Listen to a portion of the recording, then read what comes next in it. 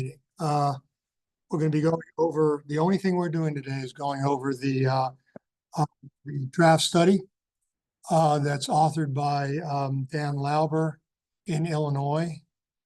I'm going to, start reading names. Let me know if you're here. And again, welcome. Thank you for tuning in. I know this was kind of short notice. Dr. Andrick, are you with us, Healthcare District? I don't think she's. Anybody here? They may not chime in. This is a specific meeting about a specific issue. Tom Baird, Attorney Jones of Foster, Municipal Attorney. Tom, you with us? Reach out to Tom, make sure. Oh, you're here? Oh. Turner Benoit from Hanley. Oh, I'm just batting 1,000. Ann Berner from the managing entity. Anybody from the managing entity here? Hi, Matt Klakowski from the managing entity. Oh, hi, Matt. Okay, good. I'm now batting 250. Not quite Hall of Fame, but Ariana Ciancio, Delray Beach Police Department. Ariana? Again, not Ariana's real wheelhouse here, so I understand. Dr. Anita Kakovas from the Hub, Executive Director. Anita, are you with us? Okay, she'll be tuning in. Uta Gaziak from Florida Behavioral Health Association. Uta, are you with us? I'm here.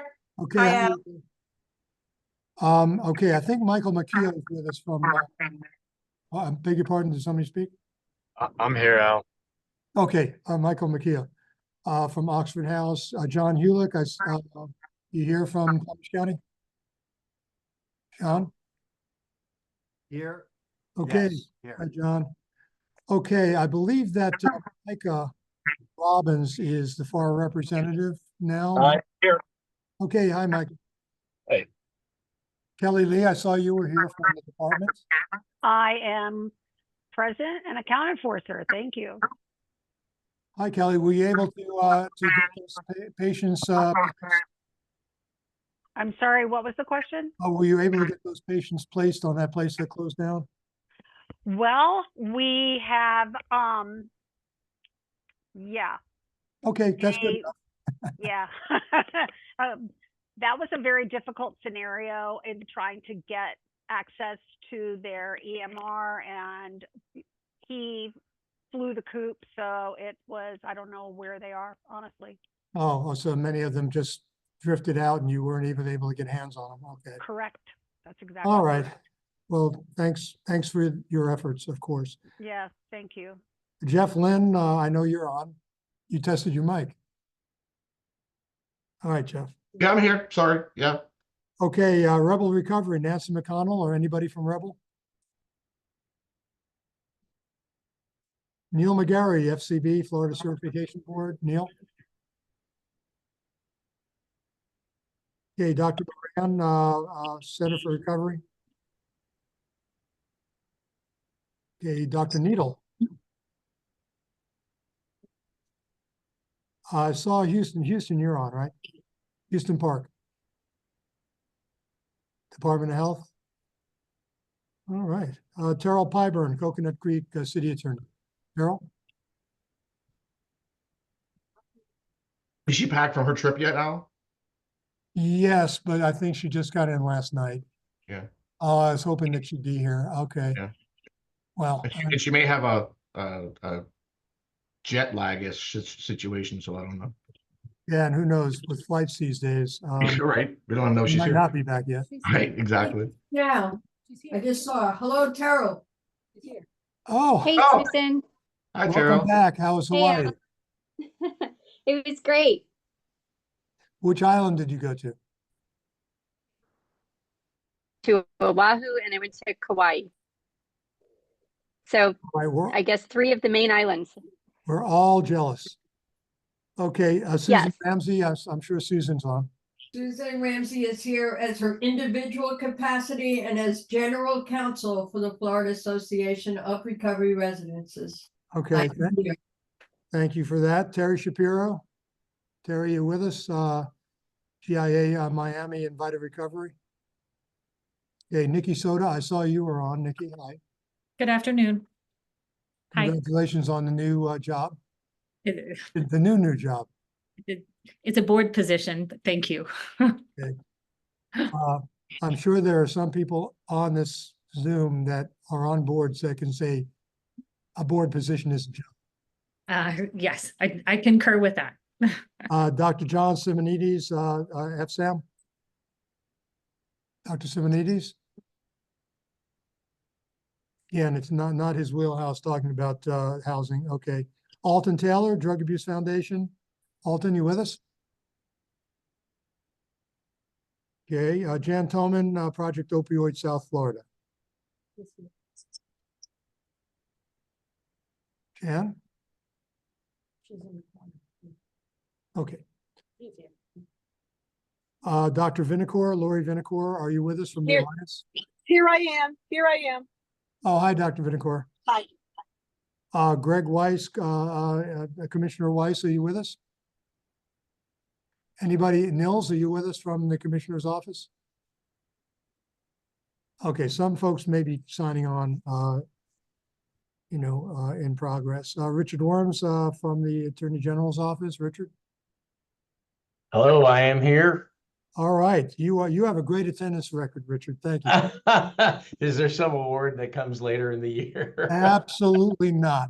That is okay. I except- don't deserve anything. I'm just privileged to be here. Thank you very It's a much. pat on the back. That's the reward. Thank you, Al. Eric Urlano, Integrity Billing.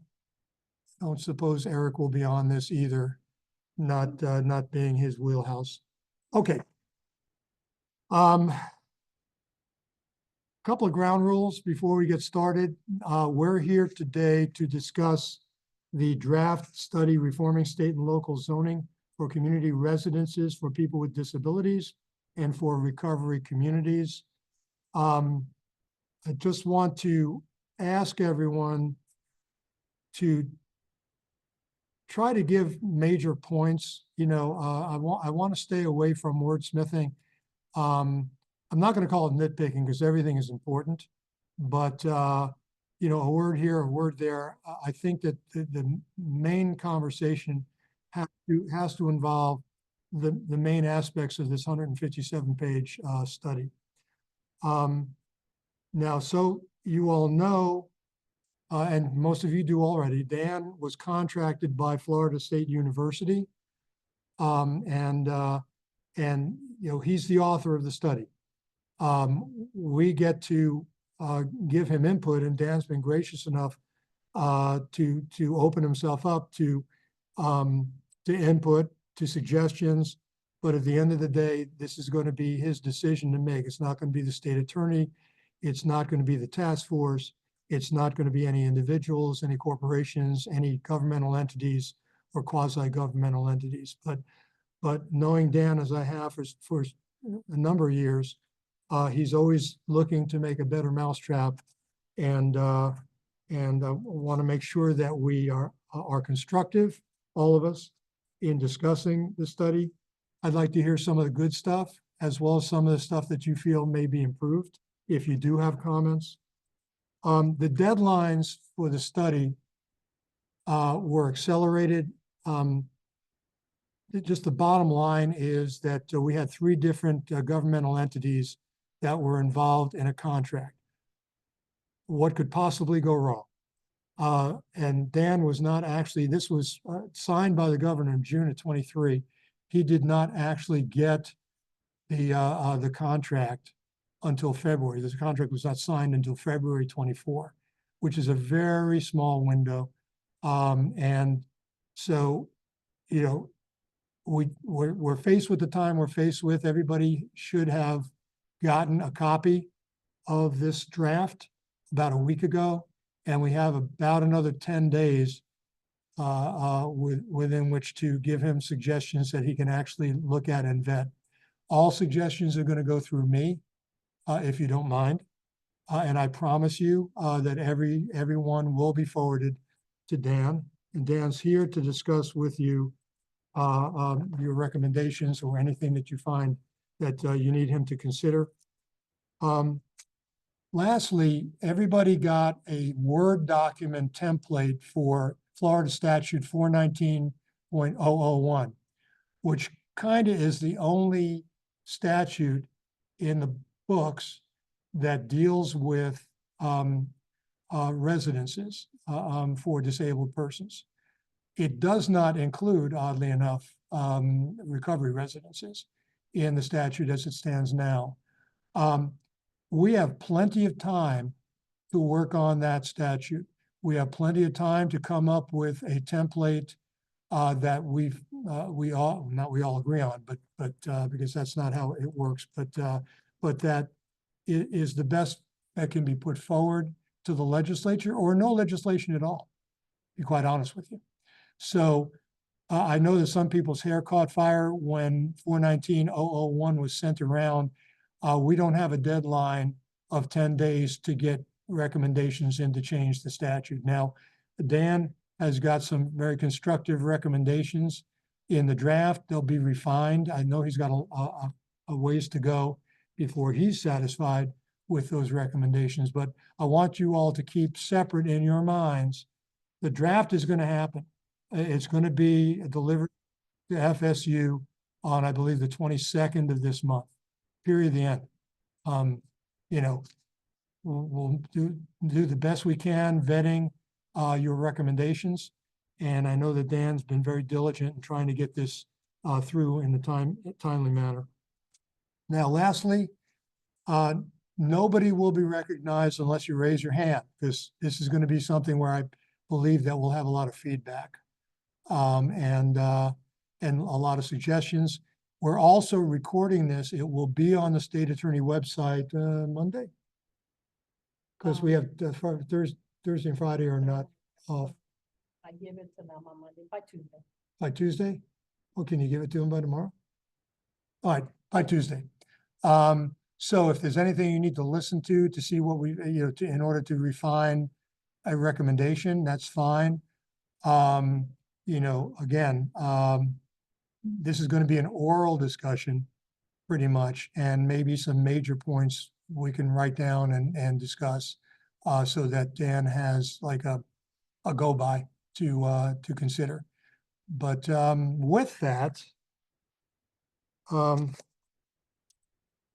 let's get started. You all have a copy. You've gotten the copy. The members of the task force have gotten the copy, I believe, about a week ago, and everyone else, I think, the beginning of this week, who may be on this Zoom. So who wants to be first? Oh, Dan, did you want to say anything to start this off? Oh, you got on mute there, buddy. Not yet. There you go. Okay, thanks for everyone for reading the report. I was trying not to cure insomnia with it, although there are portions that would. I want to emphasize that the executive summary was something I had to get done on the last day, on the day it was due. I fully expect to do a lot of rewriting of it.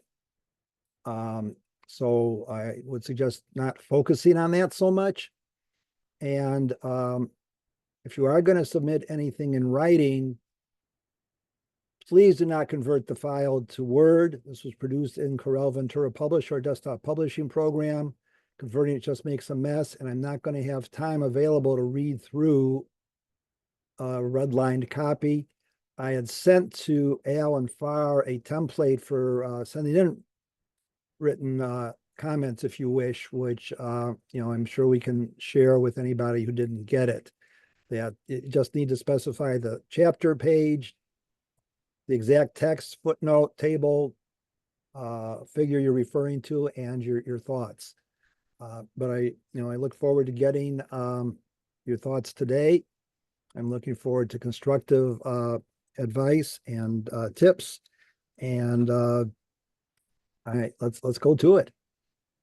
Okay, Jeff, Lynn, you have your hand up, so we'll start with you, Jeff. Thanks, Al. I have a general question, and I really want to put this towards the group more than anyone else. First of all, Dan, thanks for all your work. That's a really robust study. It's very dense in a good way. I mean, it seems like no stone's been left unturned. I do have a question, Dan, and for everybody about the use of the term recovery communities. And the reason I'm having this, hold on, let me turn my camera on. I'm sorry. I didn't know my camera wasn't on. Hi, sorry about that. Um, my just concern is like the same way that the term sober home became a pejorative in Palm Beach County.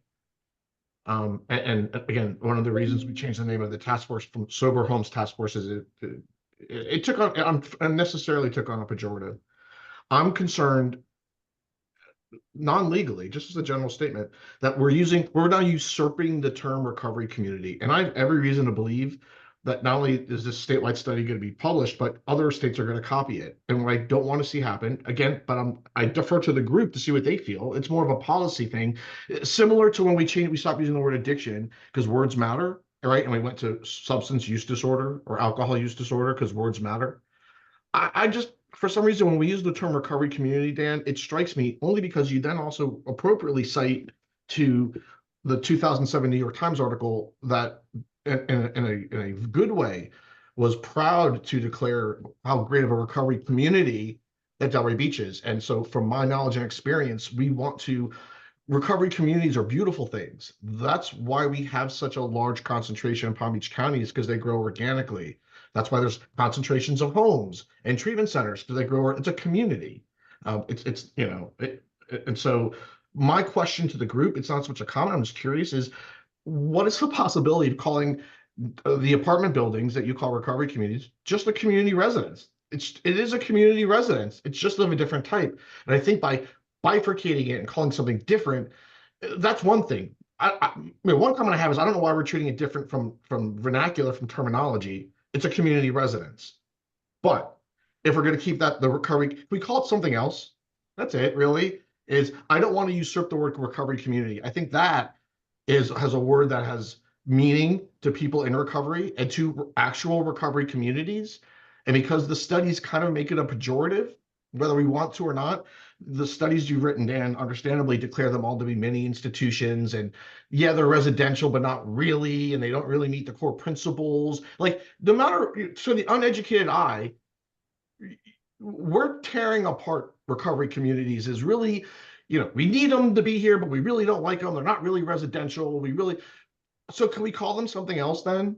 Because again, I don't want to take the same way the word sober home was usurped. I don't want to take the word recovery community that I view as a beautiful word. And certainly in 2007, New York Times thought it was a beautiful word, and then have cities now think it's a pejorative. That's all. That's my comment. Dan, before you respond, anybody else want to comment on that, pro or con, or let me see some hands if anybody wants to comment.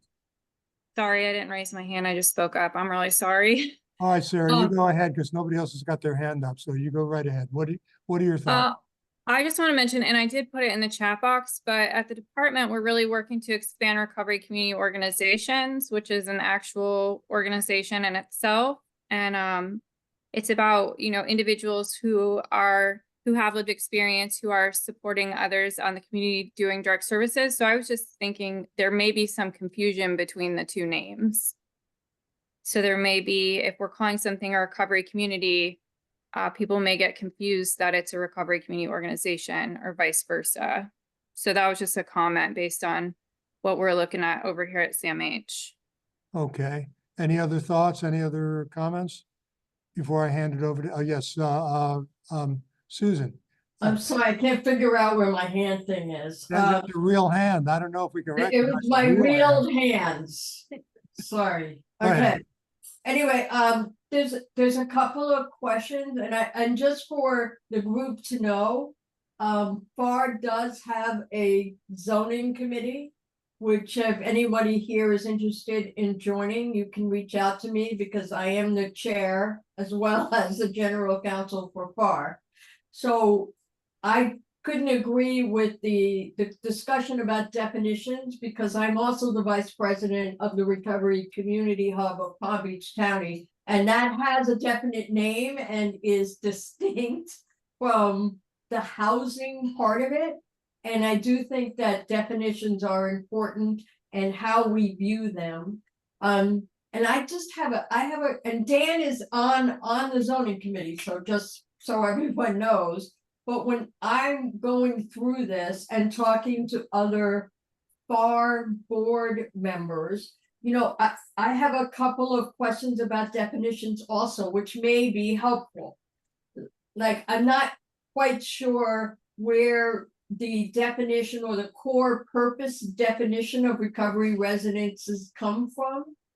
And I think that would be helpful if we can sort of agree on the definitions of what the purpose of a recovery residence is and its core mission. Because that also relates to the issue which you have raised here, which I think warrants discussion about clustering. And you know, when the word clustering is used in this space, it's usually not a good thing. It's Right. usually considered a bad thing. So those are definitional things to talk about. Yeah, Susan, let me interrupt you here because let's do one definitional thing at a time. Okay. So we're dealing right now with recovery communities. Right. I have a thought on recovery residences, but I'm going to hand it, unless there's another comment, I'm going to hand it back over to Dan. I think we have certain standard, I mean, from my perspective, and Dan, you please tell me if I'm wrong on this, but there are certain descriptive words that are in the case law that are kind of on a, you know, they exist and you can't ignore them.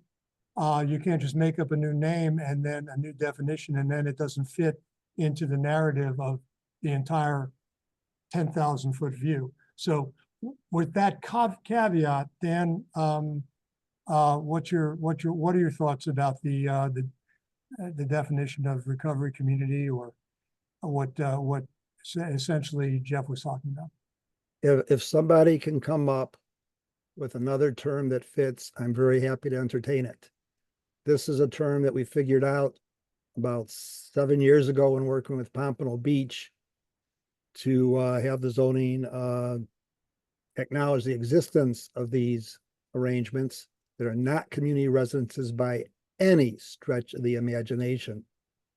I think the study does a good job of explaining the significant differences between the two uses and the consequences for land use and zoning. And, you know, I'm happy to entertain, if, you know, can send me all sorts of other terms to use besides recovery community. And if we can come up with something better, I'm thrilled to use it. But that's, you know, that's what we figured out 7 years ago. And I don't know why anyone gets the idea of pejorative nature of these terms. Every city I've worked with, they've never even heard of a recovery community. Once it's explained to them, then they understand what it is, and they see that they've got them in their community. But the term is not widespread. Also, I want to remind everyone, this is not just about sober homes or recovery residences. This is covering the entire gamut of community residences for the entire gamut of disabilities. And it's got to be treated that way. You can't go picking different disabilities and treating them differently in your zoning. There are cities in this country, including the village I live in, and I've been beating my head against a stone wall for 20 years on it, who actually exclude people with addictions or communicable diseases from group homes, and actually requires a special use permit for every group home. There's no such thing as a permitted use for a group home. And it's, you know, I'm beating my head against a brick wall with that and affordable housing. So that, you know, again, any good suggestions for a different term, I am wide open for them. Very much would appreciate them.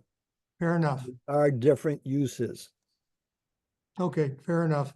Now, moving back to Susan, you had some other definitions. Now, by the way, recovery residences is defined in Florida law. Will you, you got to unmute yourself again. You're No, muted. I'm not. some of the stuff that's within this document, and it is a lot, and, you know, I'm not saying that I have interpreted it as it should be interpreted, but, you know, I can only do the best that I could do with what I know and don't know. And what I don't know is a lot, so that's why I'm asking about sort of the determination of what the core purpose of a recovery residence is. Because that would be, it would seem to me, it would be FAR's definition, which comports with the statute. And when you start defining that, that's where some of the other intermingling becomes, and it becomes a little more confusing. So with respect to what FAR can offer you, Dan, in terms of definitions, some of the concerns are, you know, about stuff that might have been true 7 years ago, which I'm not going to take issue with, but there is a new FAR and some newer definitions based on studies and research in this space. And so from that perspective, I think we can help each other with respect to this study. But Okay. going back to my question is, you know, your understanding or the study's documentation of what the core purpose of a recovery residence is, because I think that's very fundamental. Okay, first, before I hand it over to Dan, does anyone else have a comment on what Susan just said? Okay, seeing no hands, I'm going to just ask you, Susan, when you go through the study, as you're going through and you see a definition where you have a better mousetrap, or you think that you might be able to explain it better, send it to me and I'll forward it on to Dan, and he can and he can try to you know, I mean, if it's a better way to do it, then let's do it. So if you would do that sooner rather than later, we can then have Dan take a look and see if some of these definitions can be altered or amended. Okay, Dan? Fair enough. There's no definition of recovery residence in the study. It's under the rubric of community residences.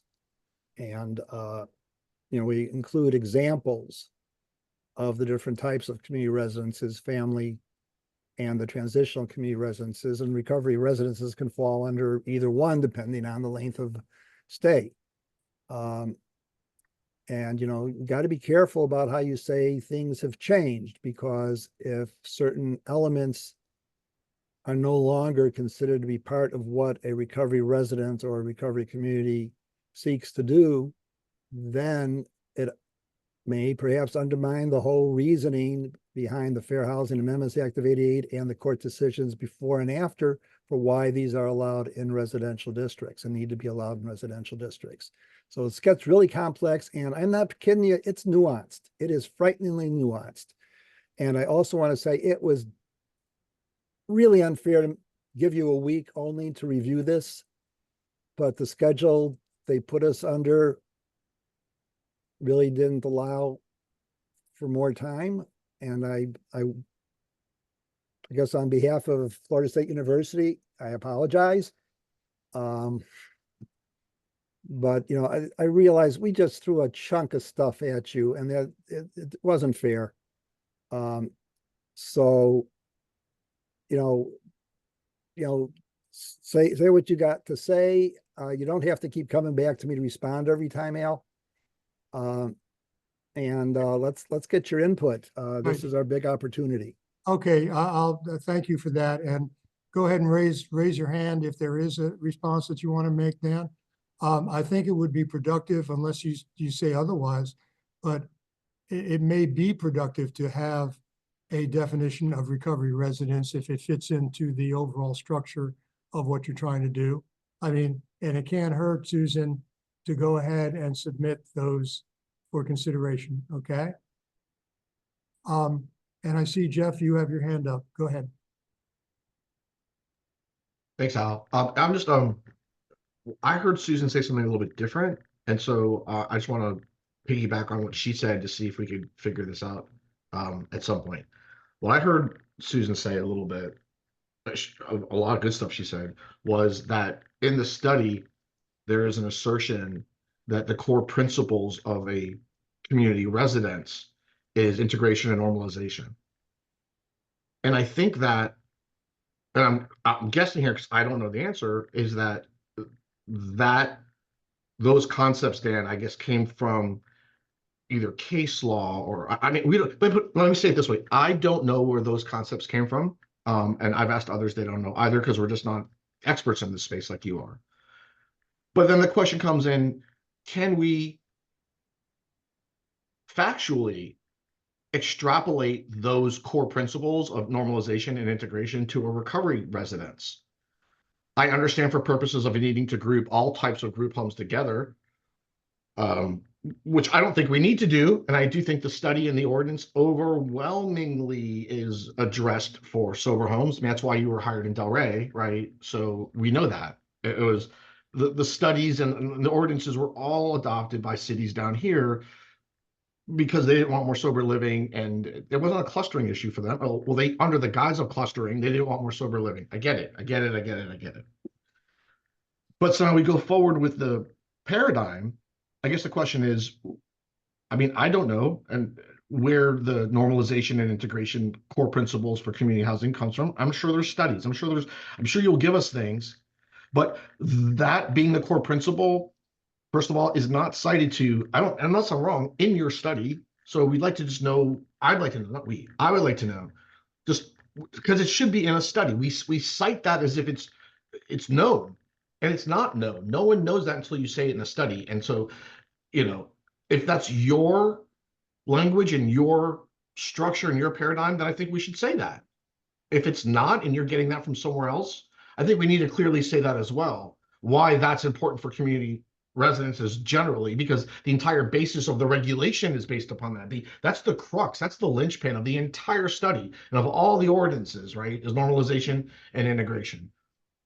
So that needs to be in there, I think, to really why that's even relevant, why those are the standards. And if they exist in a case or a law, just let's put that site in there. But what I was hearing Susan say, I think, or at least an issue she picked up on, was, are we able to extrapolate that to recovery residences? And really, isn't that within the purview of the recovery residence experts, i.e. NAR and FAR, to tell us that?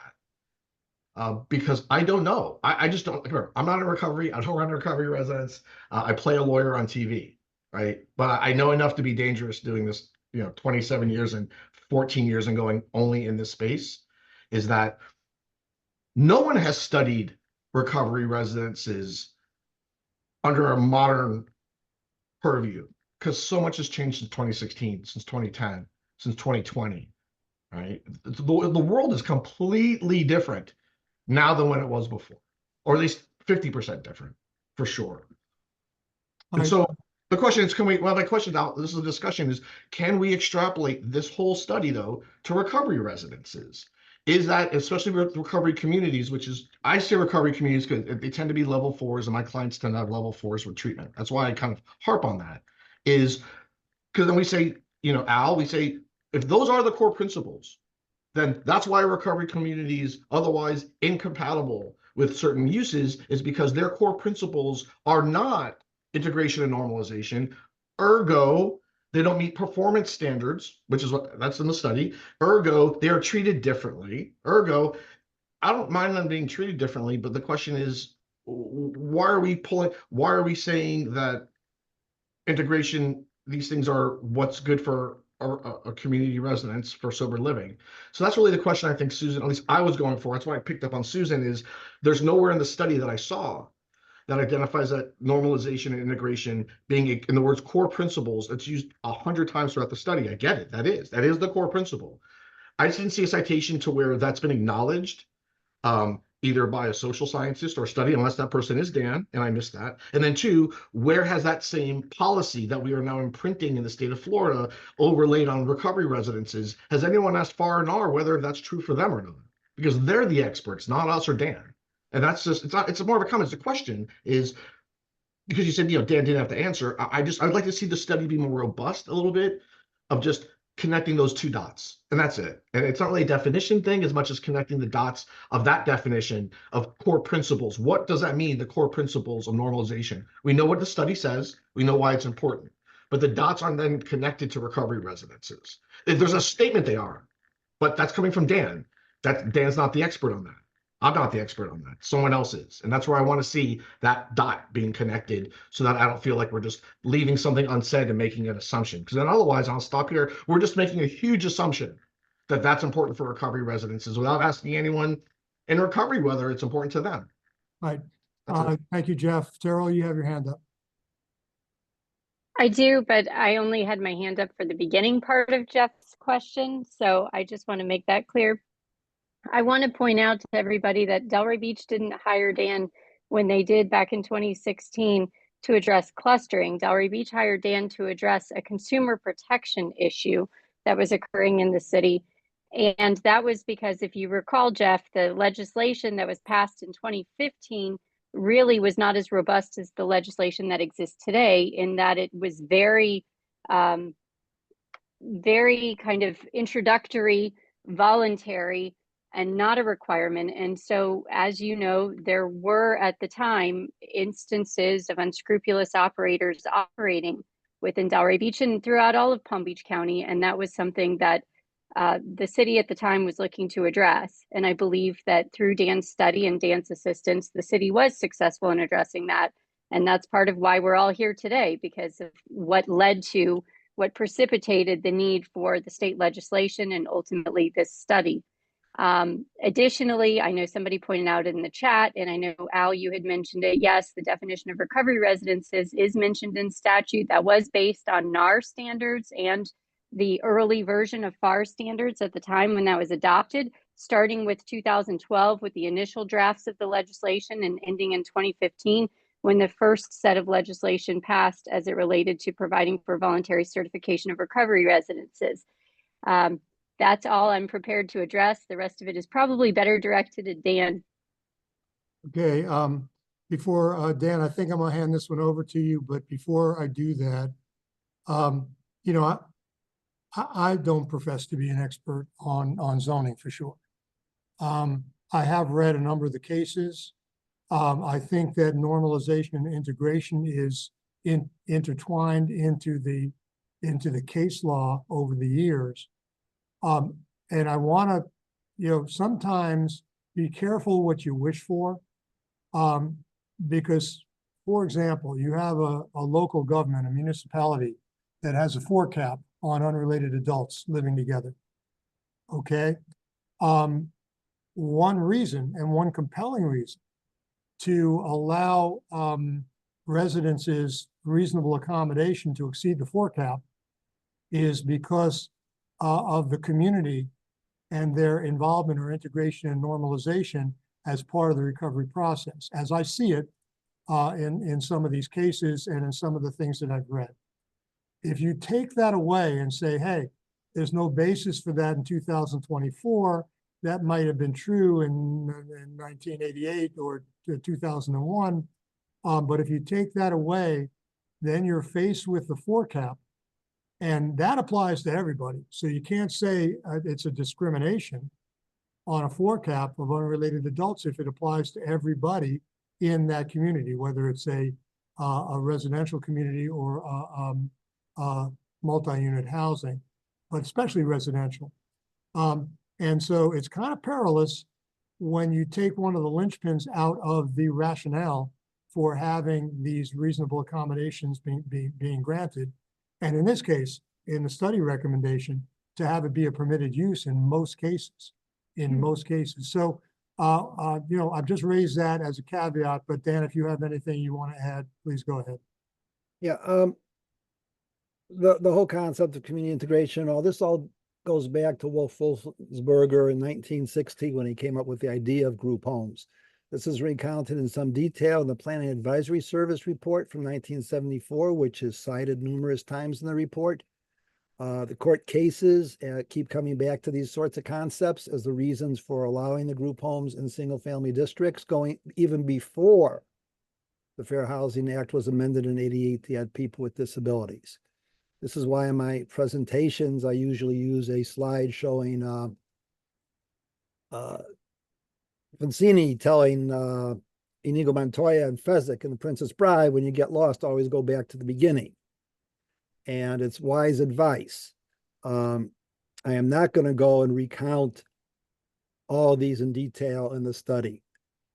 That And if I would can, just blow it up into ridiculously large proportions. Dan, If you want to look at more of it, look at my law review article. That gives you citations galore. Dan, if you could maybe add a footnote that can include, you don't have to expand the study by 10 pages, but add a footnote that references some studies in your law review article.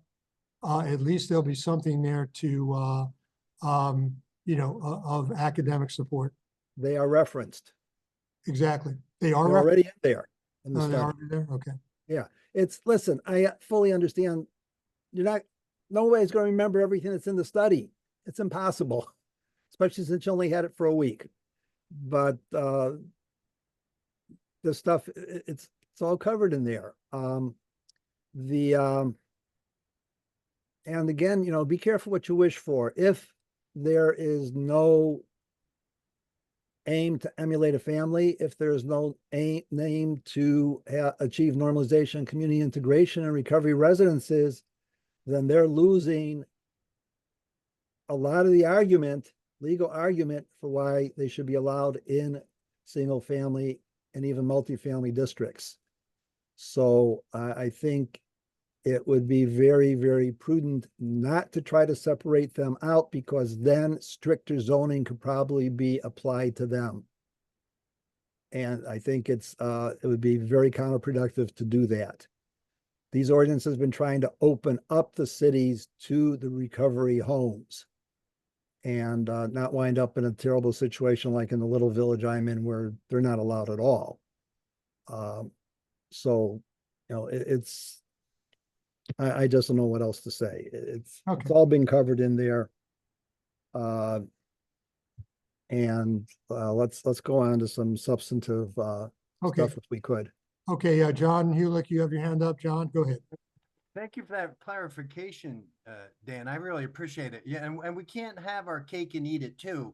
We either want the protections of the American with Disabilities Act, recognized as a disability, yet when we want to gain entree into the community, at least, one of the main titles of not mistaken mandates is around integration. So I think this begins to provide some focus and rationale and purpose, as Dan just suggested. So there's plenty of definition out of SAMHSA for what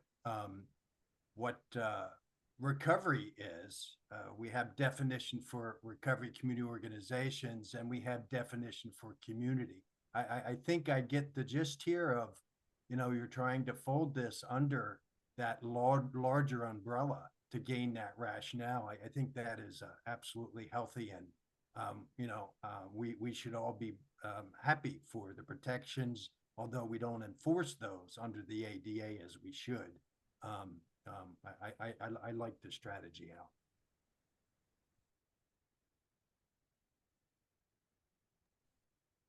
Unmute, Al. Okay, there we go. Any more comments on the definitional issues that were raised from anybody present? And I'm including everybody, not only the people that I introduced. Okay. All right. No, you can take that off. Okay. Okay. Any other thoughts? Any other parts of the study that you'd like to discuss? Again, you're not hamstrung. I'll get you, Susan, in a second. You're not hamstrung. You can always send me any recommendations that you have, but this is our opportunity to really talk about it in a group setting and parse it out. Okay, Susan, you're up. So Dan, the other thing which I would just really help me to understand is there seems to be, and I know we've talked about this, sort of this anti-clustering, that if there are, for example, an apartment building that is operated as a recovery residence, even though, and it's zoned for, obviously multi-family use because it's in a apartment building, like what is the concern about that amount of people in recovery in a particular area versus a single family home? And because there are operators who are kind of doing both.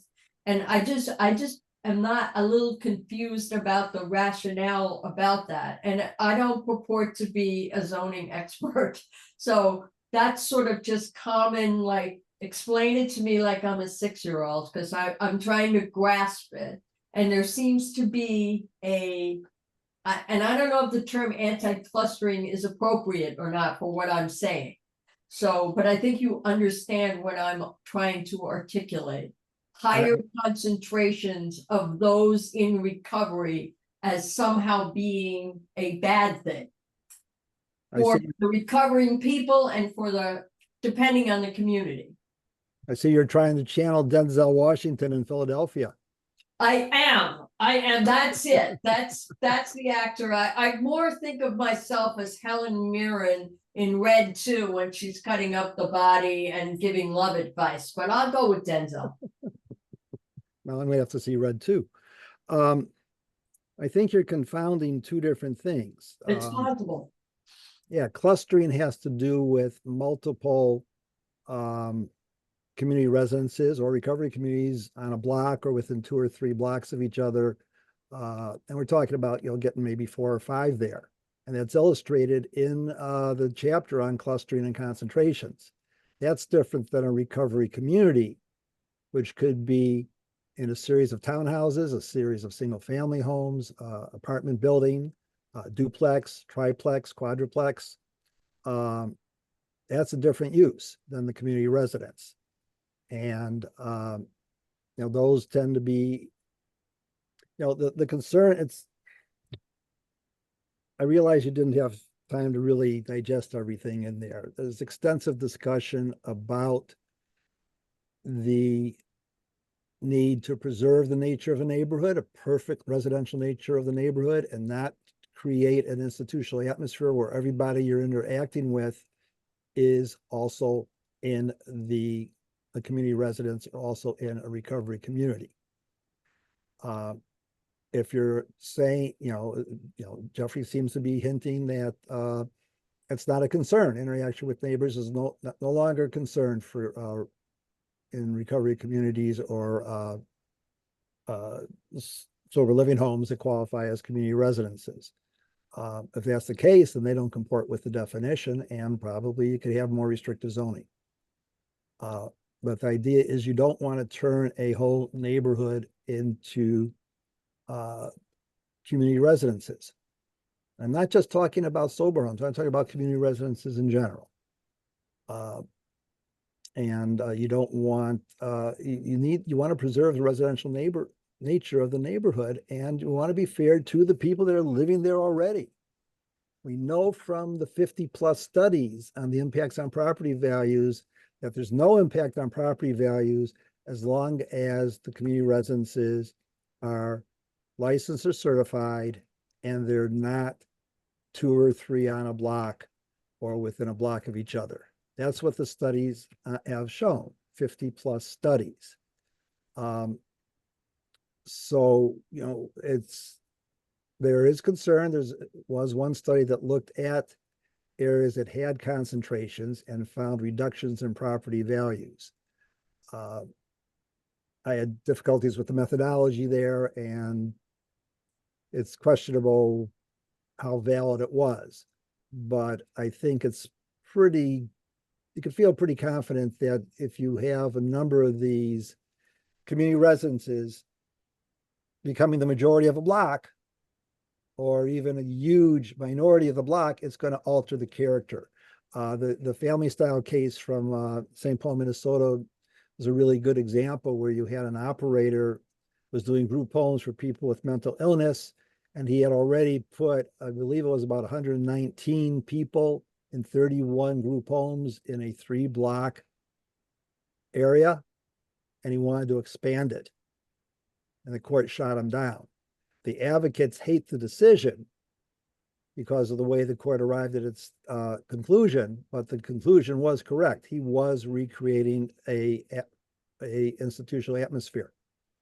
So I realize there are operators, especially of the level 4s, who would like to maximize their profits by placing a number of these close together in a neighborhood.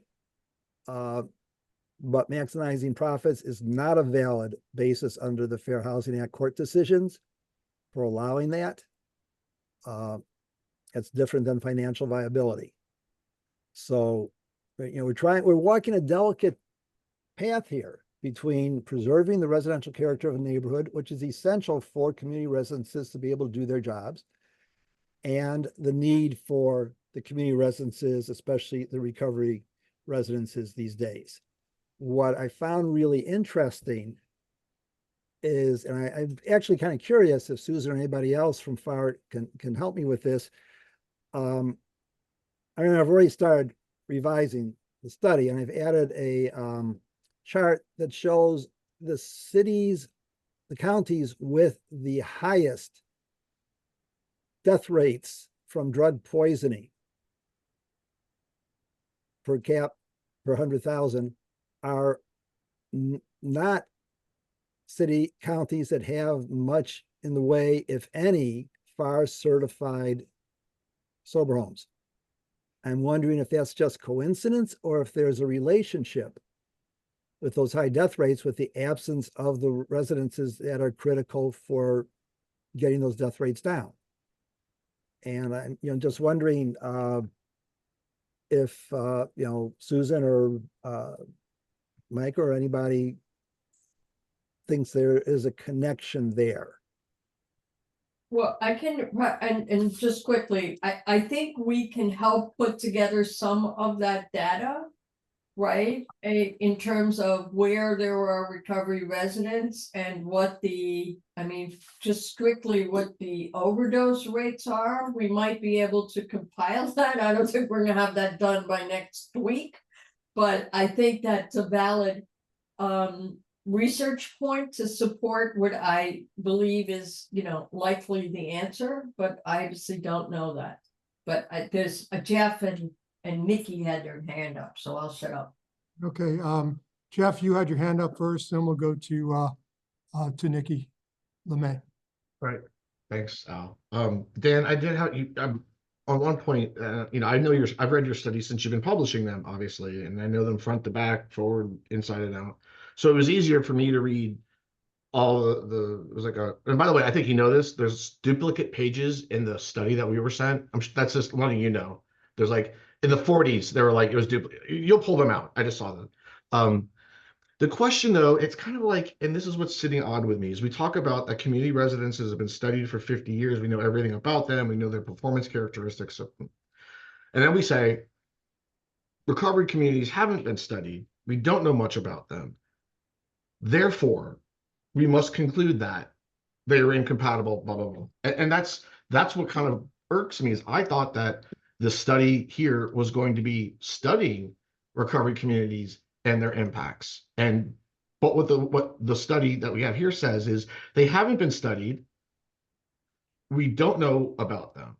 So we're going to make conclusions about them and regulate them, which in any other circumstance in zoning may not really matter. But because of the massive, and we're going to get numbers for you guys, economic impact that the drug treatment and recovery industry has in South Florida, in Palm Beach County, in Delray Beach, in the millions and millions, probably tens of millions, if not larger, millions of dollars positively to our county and our state, that by saying recovery communities are something different or odd, it's impacting what we call a FAR level 4. And that's the bread and butter. If we can't have beds, and I understand we're looking at permitted uses, I get that. But the study, the treatise, just really it doesn't go out of its way. It just makes all of these assertions about recovery communities, these apartment buildings, and how they're not compatible. They don't achieve normal, like they don't do anything good. Like when you read the studies, they're like, these things do nothing good. And if anything, there's allegations, that bother me, that we say, even though that people, like you say, people must meet the definition of family. If it meets the definition of family, it's a home. And you got to treat it like a home, like everyone else. However, if people in recovery do it in an apartment building and they meet the definition of family, they're doing it to be suspect and they're doing it to skirt the law. And I think that's the actual words in the study, trying to skirt the code. No one's trying to skirt anything. People are trying to provide beds, demand beds for people in treatment. People come to South Florida to get some of the best darn treatment in the entire country. Okay, my goal, if I can help it, is to make sure we are best in class in the nation, because people already follow us. And that will be my dying wish, is to make sure that this is all cleaned up to the extent I can contribute. However, my concern again is that we didn't study recovery communities. We don't know their impact. I think we're making logical conclusions, but this is a study. This isn't a term paper, right? This is a study. We're studying things. And so that wasn't studied. And because that wasn't studied, the study then makes a conclusion. Because that wasn't studied, we're gonna assume bad things. And that just bothers me, as a person who represents a lot of level 4 providers, because the harder it is to zone those, the harder it is to provide absolute necessary drug and alcohol treatment in our state. And I'm out with that. Thanks.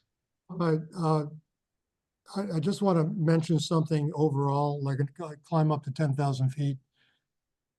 There's an 1,800-pound giraffe in the room, okay, and that's level 4 in Florida. But first, I want to back up a second, because I'm not aware of, and maybe somebody can enlighten me, of any other state in the United States that has an attempt through, you can call it a study, or you can call it a paper, or you can call it whatever you want to, that makes an attempt to standardize permitted use, not only for family-style recovery residences, but in multifamily districts, recovery communities.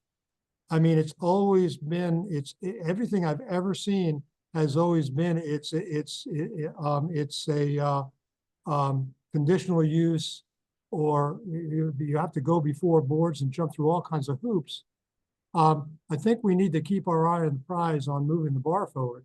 No, Alvin, can I, not just the time, I'm sorry to interrupt, because I think you're misunderstanding what I'm saying, is that I agree with everything you're saying, and I've always been on board since day one, and you know that because we've talked privately about me being a zoning lawyer, and me being a civil libertarian, and me being a housing advocate, and how I feel. Putting all that aside, okay, about half a loaf, good loaf, whatever, is what my concern is that when you start putting, and I'm not objecting to spacing distances, just hear me out. If you look at it, if you take a city and you make it into a box, you make it into a box, right? You put one recovery residence or one recovery community in there, right? Now you've created this zone, this exclusion zone, I call it. I know it's not, it's an exclusion zone. At some point, there are no other recovery residences that are going to be allowed in the city, or recovery communities allowed in the city, without having to spend tens of thousands of dollars on hearings. I know that because I've now done them. So I have real world in the trenches experience of how this all really, really, really works out.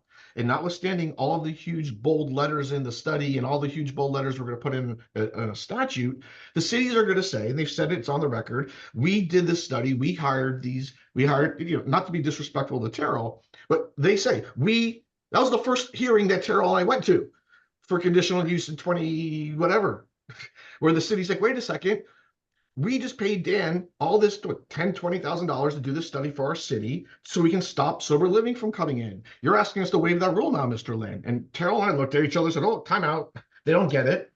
So we know, and I know now 10 years later, cities are still thinking that way. So I can't help cities. My point is that at some point, Al, you take a box and recovery communities are necessary for beds. At some point, and because especially in Broward or other places where municipalities, the municipal lines blur, at some point, we're going to be tapped out, I guess, of treatment beds soon, quickly in South Florida. And that's my concern. I do not want a cluster of apartment buildings. And by the way, I think that the cluster that happened in Pompano that was owned all by Banyan, they were all putting people in there that met the definition of family. The city knew that and approved of that because zoning approvals were sought. I know I was their lawyer to do that. So when we say we skirted the law in the study, I do take that personally because I was the lawyer who said, no, we went with the city and they said you could do this. There was no intent to skirt the law, it was to meet the law and actually to be transparent. But now those apartment buildings become the poster child in every study that's been published since Pompano. Like they're old already. That doesn't exist anymore. And I don't like the fact that we're using those for a statewide study. Say, this is what's going to happen. This is what you need to be scared of. This is not good. That's an anomaly. And I don't want it to happen again. It certainly could happen again if some super big treatment center decides they want to come in. But you know what they're going to do is they're going to build a campus. Jeff, this study does not go there. It doesn't demonize Yeah, communities. Al, it does because you and I know what it says, but we know full well that the second this gets done, that the rest of the country is going to look at this, and because we are leaders in this space. We know that, you know that. You travel the country, Al, people are asking you for advice and guidance. I want to be your lawyer for your consulting career as an influencer. Okay, is that the second this gets published, other states are going to look at it and they're not going to know the nuances. They're not going to have these conversations we've had since 2015 or 2016. Yeah. They're not. Yeah. And that's my concern. You just got finished talking about how Dan was making suppositions and using, Right. You didn't say common sense, but not relying on studies. You're saying that cities are not good, the permitted uses are going to be gobbled up and not be around anymore. Well, first of all, Delray Beach, I think it was Delray Beach, they've only had like 2 or 3 since 2019 that were conditional use requests. Because everybody it's what you don't see now by the fact that for the first time, you're having the vast majority of recovery residences. Now I'll go with residential use first, okay? Because again, the 800-pound gorilla is going to be 100 to 150 to 200 to 250 people in a recovery community. And, you know, that's, you put that in where that is, it's different.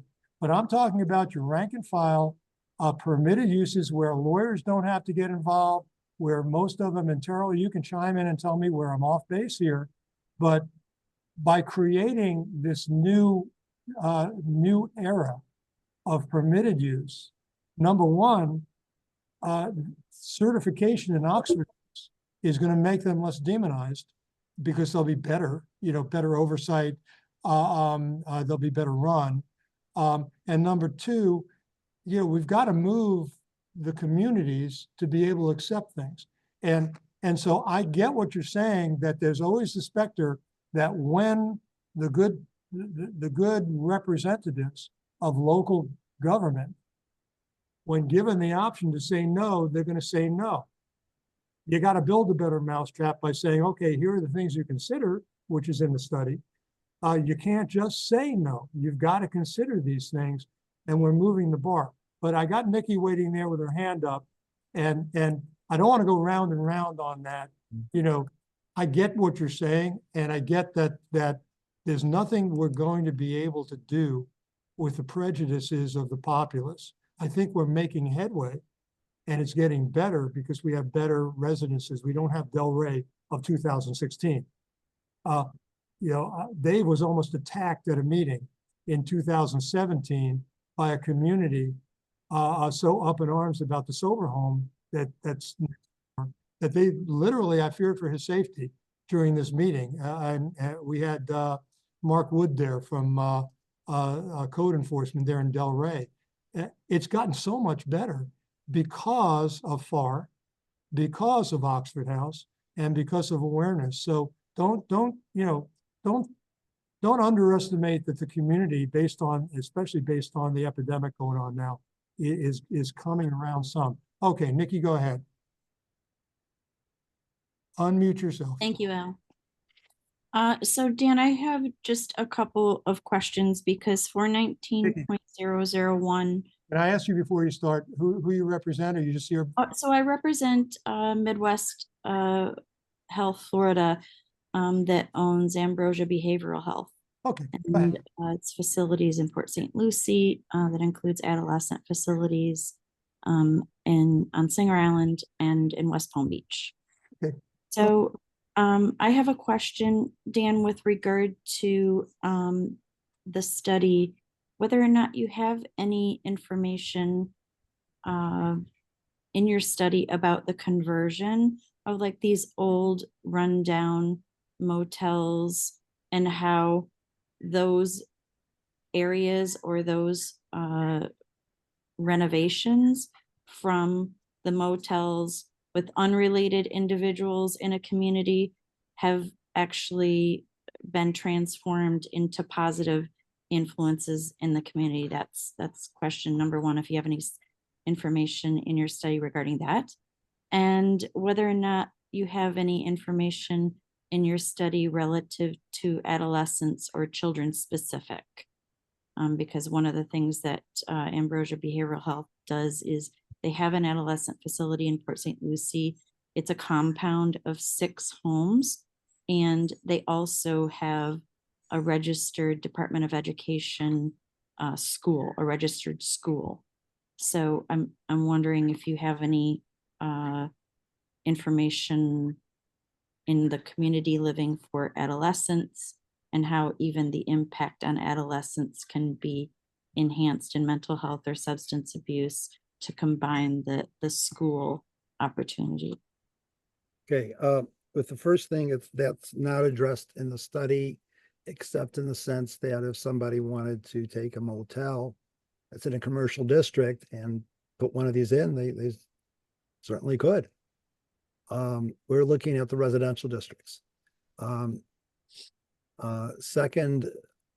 So I think we in Riviera Beach, that hasn't really been our experience on Singer Island, just because you know, the combination of the zoning there is all over the place. You can have one street that says office, you can have another street that says residential only, you can have RM for residential and motel or multifamily.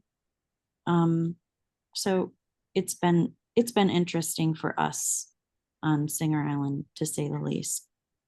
Okay, you know, that's getting a little bit beyond the scope of this study, but I'm certainly happy to talk with you outside of this meeting to go over these concerns. And as for whether we're talking about specific, you know, we don't really get into the specific different disabilities. We talk a lot about substance use disorder because that spurred this whole study in the first place. But the other disabilities are all, you know, pretty much lumped together in the same zoning treatment. And you should be aware, the recommendations of this, anything that exists is grandfathered in. And in all the ordinances I've worked on, if it exists and has a license or certification or gets the license or certification within 9 months, is grandfathered in. So, you know, any city As that it relates adopts. to mental health, I think there's just, I Yes. mean, we've been talking about it for a long, long time, right? That outside of group homes, a residential community for mental health patients, both adults and adolescents, really hasn't existed. And that's something obviously mental health treatment providers have, you know, been looking for a long time. Yeah, no, that would fall under the that clearly falls under the definition of recovery. I'm losing it here. Community residents. That would be covered. I did, back before substance use disorder became a big thing, I represented a number of operators of group homes for people with mental illness. And actually, we got one of the key decisions and all this involved Thresholds, which is a very well-respected group in the Chicago area that operates group homes for people with mental illness, sought to locate 500 feet from an existing, what the city, Chicago Heights, called a group home for 5 people with developmental disabilities. And that's where we realized, wait, the definition of family allows 5 unrelated people to constitute a family. Hence, the group home, what they were calling a group home for 5 people with developmental disabilities, was a family, and there was no spacing distance to measure from it. And that's a key point in this study and all the studies I do. But if Al can give you my phone number. Well, I can give you my phone number right now if you want to call me about this other stuff. If it's not something we're going to be able to incorporate in the study, if we could talk after July 22nd, that would be great. Dan, go through me on the phone number. Oh, okay. Al, you can get the phone number from Al. You can contact Mary Ann Senator, and she'll give you Dan's phone number. Okay, I see that Jeffrey, you have your hand up. Go ahead. Thanks, Al. Hi, Nikki. Nicole, nice to see you. I think, Nikki brings up an interesting issue, Al and Dan, and I know that Susan and Far has been talking about this for a long time. And I think your study is fine, actually, with this. We are having a statewide issue right now with post-COVID, with a massive demand for mental health care. And I'm saying for those who don't know, mental health care, inpatient at least, is regulated and licensed by ACA, not DCF. Then when you do outpatient, you need a medical clinic. So unless you have an exemption, you get an ACA medical clinic license, fine. But those people too can benefit from cohabitative housing. The problem we have is that we could argue, maybe Nikki knows more than I do about this because I'm still not clear. ACA does have, under their residential treatment facility license regulations, these would appear to be just housing. They have 5 levels. The first 2 levels of what we call residential treatment facilities appear to be, and they are, inpatient treatment. I know because those are the licenses we get for mental health inpatient. But then there's level 3, 4, and 5, and it talks about housing, and it seems to indicate this is housing for people probably with severe mental illness, but that also go to an outpatient clinic. So homes. Is that what I'm talking about a little bit, Nikki? Is that you're talking about how, right? Housing. Treatment homes. Group homes for people with mental health, but they don't need the group home, and I guess that's part of it too, Dan, is, none of the people in this space need personal services. And a lot of the performance characteristics of larger homes require personal care services, which, is a term of art. People need help with essentials of daily living. Right. And that's why those performances and you astutely say so, nursing homes, assisted living facilities, convalescent homes, those are different uses. Those are medical uses with ancillary residential. So what Nikki's talking about, I think, and at least I want to piggyback on that, is we do need in this state some regulation, some oversight, something somehow. And I think there's regulation, it's not a zoning issue, for housing for people like this. And so under your codes, there is the opportunity, but then, you have to prove that either there's a license. So I guess my question is, Dan, if someone had a license from ACA that allowed for any kind of group home like this, your code would allow for that. It's simply just back to the spacing. Is that correct? Correct. Okay. So I think, and again, I'm not trying to steal your thunder, Nikki.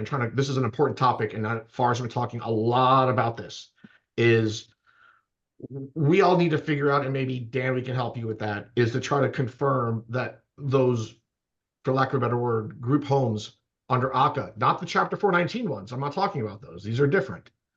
Whether those would fall under what would be the equivalent for us of a recovery residence, just for mental health. So we'd like to maybe blend those into the study a little bit to start giving them some legwork, if that's okay with you. Which is why I was thinking a supportive housing or supportive community housing or community. Well, give it a term for that kind of housing. It's not a recovery residence, right? It's not a recovery. Some people are not going to recover from. Well, but it's not that. It's people also, they're not there for substance use disorder. Their primary diagnosis is mental health, right? So I think the study that Dan did in the ordinances would apply to that. I think the problem we're having is there's really that kind of use itself, that housing use really hasn't fully matured from a regulatory standpoint yet. And it is an offshoot of this group. Obviously we're talking about addiction and recovery residences, but Al, we've talked too, is that FAR gets calls every day about this. And because we're talking about housing statewide, I think maybe I don't know if we can do it in the study, but we need to really quickly, if someone can call ACA, I call them and I don't get a call back. If someone can call ACA and say, hey, and I'll give you the information, Al, Say, hey, are these homes, what are these? You know, are these the equivalent of community residences? If they say yes, then we should fold those into the study too.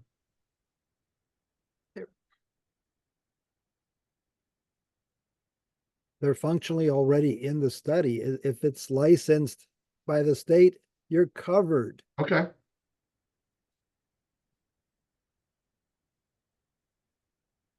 Sorry about that, I'm muted. Any disability would come under the study. Sometimes we get too much in the weeds. By the way, Nikki, I thought I recognized you, Nicole. But you were masquerading under a different name. Okay. So Good to see you again. I said that looks like My real name is too long. you know, hey, whatever you want to be called, that's fine, Nikki Nicole. But how it's like the eating disorder homes. It's the same thing that Dan brought up, you know. Let's just try not to fall into the weeds here, because that's what Dan was saying earlier. No, we're just asking. We're just asking the question. We're not flying the weeds, but if we don't ask the question, we don't get the answer. We're just asking. That's all. The answer is it is included. Okay, that's why we were asking, because remember, 99.999% of people here did not get to read the study, and if they did, it was their first time reading it. Okay. Now, as you're all thinking, if anybody else wants to ask a question or give a statement, again, if you're mulling something over, you can send me page, and line revisions in different parts of the study. Now, I'm asking this of Susan Ramsey. Can you be the point person for FAR to send any recommendations over the next week and a half? I am, and I will continue to be the point person for FAR. So, yes, I will, without question, you will be hearing from FAR. And Dan it may be a little too late for that, but we do have, again, I'm reiterating, we have a zoning committee meeting on Thursday, July 11th starting at 3:30. If anybody wants to attend, just email me. And if anybody here wants FAR to consider what they're saying, you can send it to me and I'll send it to Al, or however you want to do it. Okay. I will put my email in the chat. Okay, good. I was going to ask you to do that. I'll put your contact in the chat. Be happy to. Hopefully we've got a good start here. I mean, I know it's a small window. But again, remember, when we write legislation, if we write legislation, we may not even get very far in 2025. This may be 2026 when we actually refine the legislation. And again, I know that, Dan, you're going to be refining your recommendations on 419-001 for the final draft as well. If you can complete the final draft, that section 419 early on, if you can send it to me, I'll disseminate it if that's practicable. I think that's something I want everybody to look at and chime in on. There's a reason why the rest of the 49 states are looking at us. We're not perfect, and I'm sure that even the legislation, no matter how much we think about it and struggle over it and agonize over it, will not be perfect. But it certainly will be good, and it certainly will be a first in the nation. I've been dealing with Arizona. Oh my God. They're like in the Stone Age in Arizona. They're going after the good providers because they don't like the bad providers who they can't reach. It's incredible. California, right behind. So, all right. Any more thoughts in general or in specific before we break up the meeting? Okay. Carol from the municipal local government. I knew you were going to raise your hand, but I do have a question of you, since we don't have your counterpart from Jones and Foster here.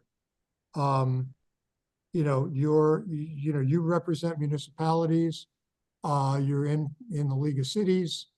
And can you give us, like, how far does this have a likelihood of being able to be adopted and accepted around the state? I think that's the first thing I wanted to ask you, but you go ahead and you had your hand up, so say what you have to say, and then maybe at the end, chime in on your perspective with regard to the local governments. So luckily, my comment kind of dovetails with what you're asking, so I think I can address both. You know, one, I do think, and I did kind of share this with Dan already, I do think that probably the study would go a bit further if the references to the different jurisdictions that he's already worked with perhaps were in the past tense, because some of the information in there is old.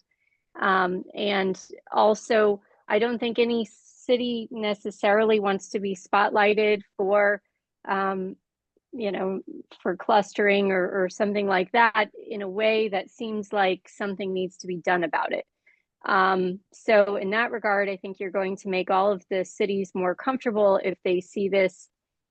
In some ways, that goes along with what I think Jeffrey was saying earlier. If they see this as a positive thing, as something that's going to help the community and provide that consumer protection and provide for more incentive for licensure and certification, and spotlighting certain communities that have had issues with unscrupulous operators may not necessarily do that, but I understand it's needed in order to make the point, so maybe just making it past tense would be helpful. As far as convincing the cities, so to speak, you know, I think that a lot of cities throughout the state and counties have been grappling with this issue for, you know, the last few years now. I have gotten more and more phone calls in the last probably 2 years from various cities and counties throughout the state asking questions, some of which I know Dan has ended up working with. Some of them have been forwarded to me, I guess, by you, Al, or maybe even by the League of Cities or the Association of Counties. And generally, they just ask, you know, what did Delray Beach do? What has Palm Beach County done? What does Coconut Creek do? You know, how are you involved with this? Can you explain to me what a recovery residence is? Those kinds of things. But I think that everybody understands the importance of addressing the opiate epidemic that we are facing nationwide, and especially here in Florida. And they are wanting to provide for a way to make housing available in a way that is not, what does I want to say, that does not put political pressure on their elected officials. And the best way to do that is to make the housing a permitted use. However, I do think some education will be necessary in order to make some of the smaller towns, especially some of the more rural towns and the towns in northern Florida, have a better understanding as to the law. But I do think overall, once they understand that this will take a little bit of pressure off their electeds and create a way to approve housing in a consistent manner statewide that really basically provides for best practices in the homes, which will have a positive impact on every facet of the communities, I think they will embrace it, as many of them have. I just think that, you know, we're going to have a little bit of a hurdle to begin with in educating them and making sure that we get all of them on the same page, because as you know, there are just so many different flavors, if you will, of municipalities and counties throughout the state. So just trying to get them all on that same page initially may be a little difficult, but overall, I think they will embrace it and be supportive of it, because I think they're all looking for solutions, and whether they know it or not, they're actually looking for the same solutions. They just may not ask the same questions to get there. Thank you, Terrell. Susan, I want to ask you how's the progress going with regard to statewide training? I know that's one of the new FAR. It's one of the a main focus of your outreach. programs that you're, We are making some big progress. Micah can probably fill you in on sort of the statewide tour going all over in different areas of the state.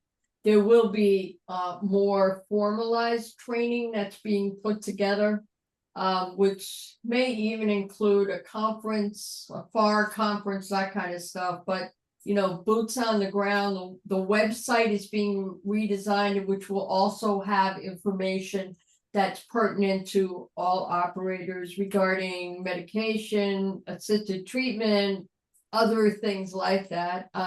One of the goals of the zoning committee is to be a resource for operators who, you know, don't necessarily need lawyers, but may need some general guidance as to how to make sure you're nice with your neighbors. And what Terrell was talking about, there's a lot of communities where there is no exposure whatsoever to FAR certified residents. So we're taking this as an opportunity to bring more and more into the fold, because we know, I mean, everyone probably has figured this out, but FAR is been centralized in Palm Beach County for the most part, but we are expanding our reach because we have some additional funding for that as well. So if anybody's in a smaller community that thinks would benefit from, you know, Micah making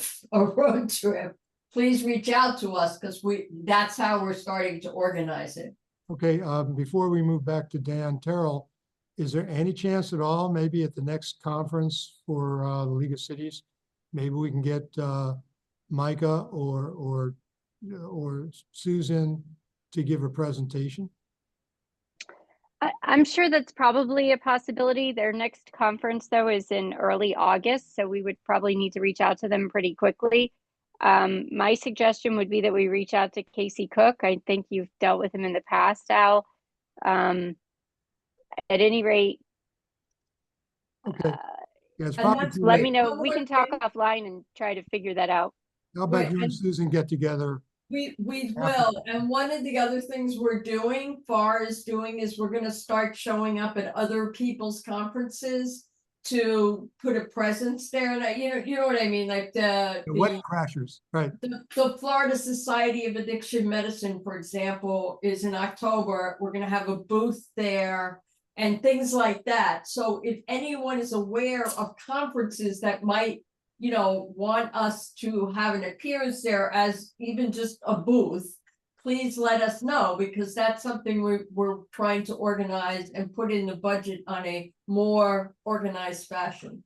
Now that we have a new CEO, CELO, who's on vacation. We let him go for an hour on vacation. So you ought to be at that August conference no matter what, I think.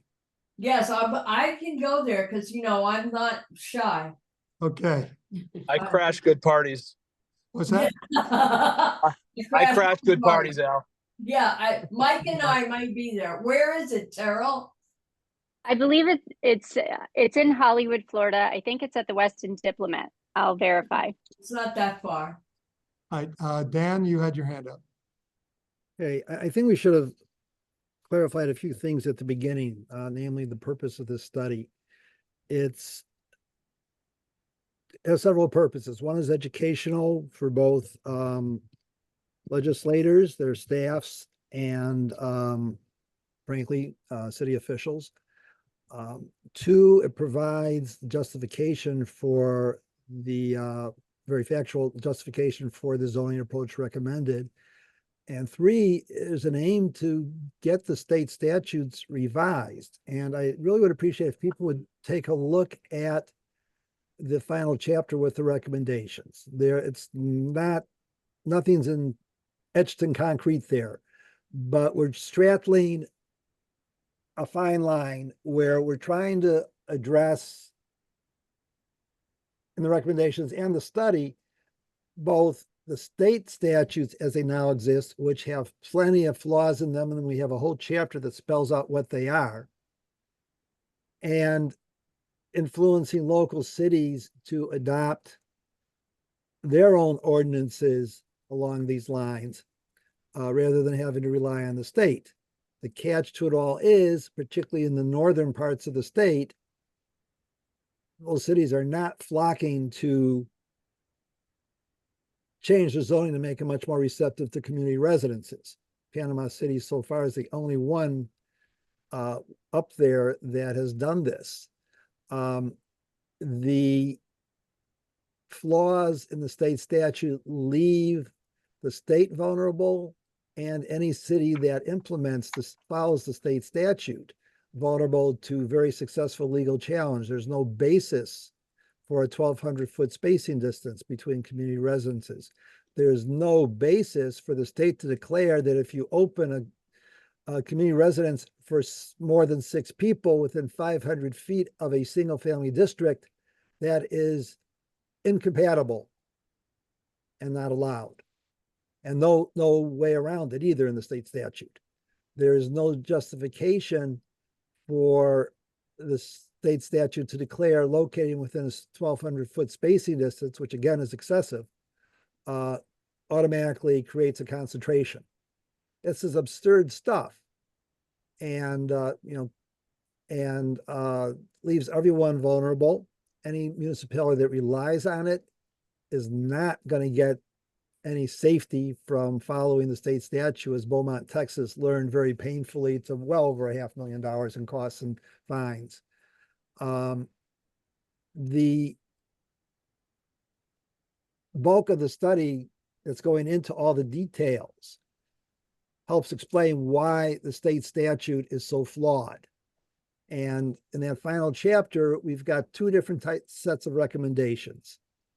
One are those that are urgent, that need to be done now to revise 419, to get rid of these unjustifiable, I think, clearly illegal provisions. And 2, longer run. So I can see this leading to an effort immediately to adjust 419 to bring it into better compliance with the Fair Housing Act, and longer run for broader state reform in the statutes. So, I am, please send to Al any suggestions you may have, particularly on chapters, I think it's chapter 7 or 8. I can't even keep track of how many chapters there are anymore. I mean, this was so intense, I was actually dreaming about this stuff, which is not a good thing to do in your dreams. Because, we're that chapter, again, I want to emphasize, and throughout, we're straddling that thin line between statewide and local legislation to allow for both possibilities. Also, I want to make a real clear factual note. The overwhelming majority of community residents have proposed in communities that have adopted this sort of ordinance, and there's a page where these communities are listed, have had very few requests to locate within a spacing distance. The operators have found locations where they are permitted uses. Mesa, Arizona has had this sort of law for 4 years. They have an unjustifiable 1,200-foot spacing distance. I couldn't talk them down because of the politics there.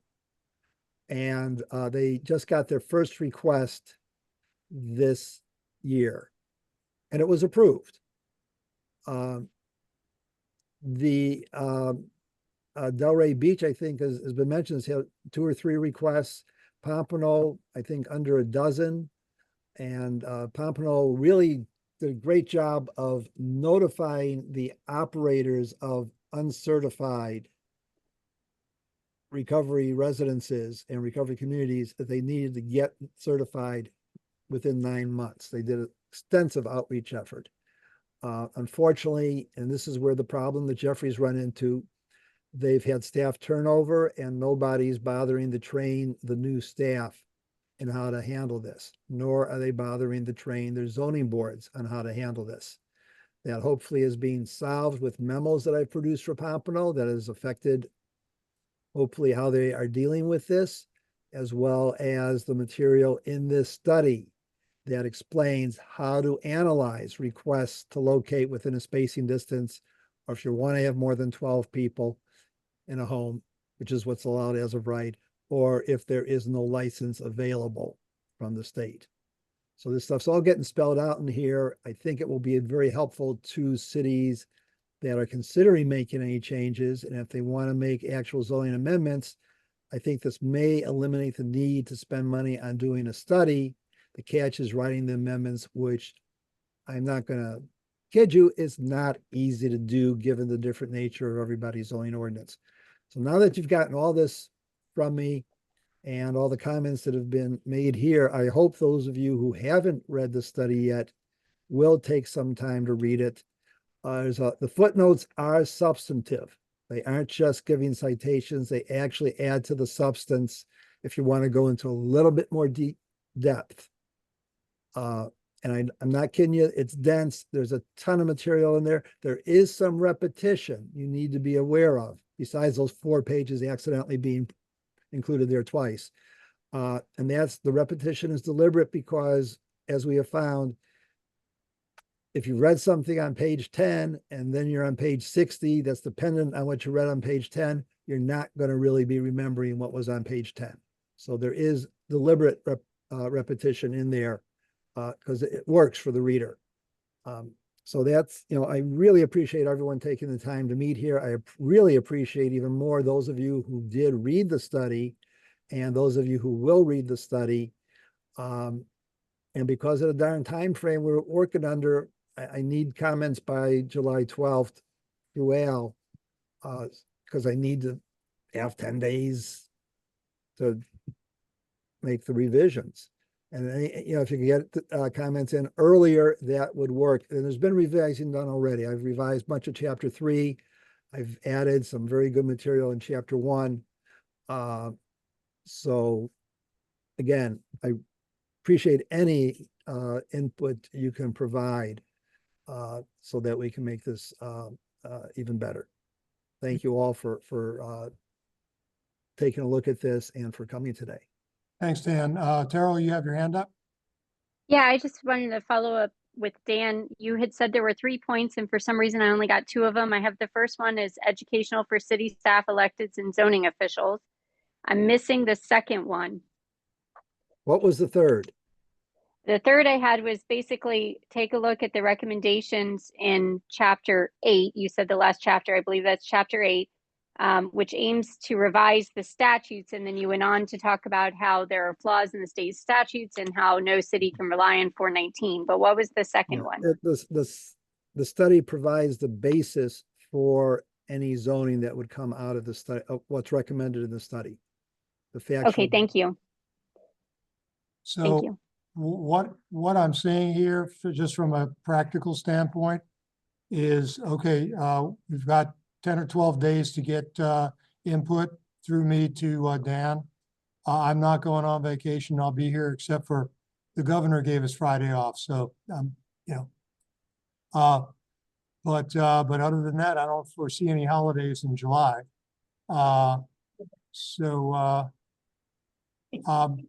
And we have time, but I want everybody to start thinking about writing up some changes. Looking at chapter 8, I think this year, pragmatically, I think this year we can tackle 419 in general terms and then come back the following year. Now, I might be wrong. Maybe we can accelerate this, but come back with a template for all the local governments in the following session in 2026. I think that's a doable scenario. But clearly there are things that we need to address in 419 to set the table. I know Jeff, you've been a worker bee, for lack of a better term, in terms of shredding legislative language or making recommendations. And we've made some significant changes in law last year. Start thinking about that. And you too, Terrell, from your perspective as a municipal attorney, let's start discussing with the next meeting. We'll start discussing changes in 419. See if we can get something going by the fall. Okay, Terrell, did you have your hand up still from the last one? I'm sorry, I forgot to lower my hand. Thank Okay. you. It's the perpetual hand of Terrell. Fine. Okay, any further comments? Otherwise, everybody can leave. Yes, oh, Susan. No, I was just waving goodbye, sorry. Okay. See, Sorry, you raising your hand and waving goodbye is the same language. I'm sorry. Oh, no, that's okay. Don't be. Thank you, everyone. We will see you July 30th is our regular meeting. Micah, I know you had stats. Can you update them for the end of the month?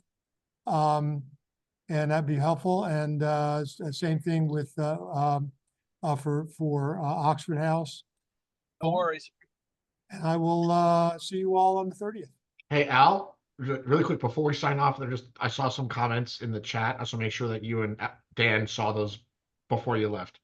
Okay. I don't think anything's relevant. I just know people have been putting comments there, so I just want to make sure who didn't raise their hand. I haven't read them, but they're there, so just make sure you check those out. Just print them out after we say, okay, we're gonna print them out, so we'll Yeah, have anybody. Perfect. Thanks. And I'll take a look at them then. Thanks. Cool. Thank you, everyone. Have a great afternoon and a great Thanks. July 4th. Yes, happy July 4th. Hey, and let's go Panthers. Happy July 4th. Bye. Be safe, everyone. Thank you. You too. Bye-bye.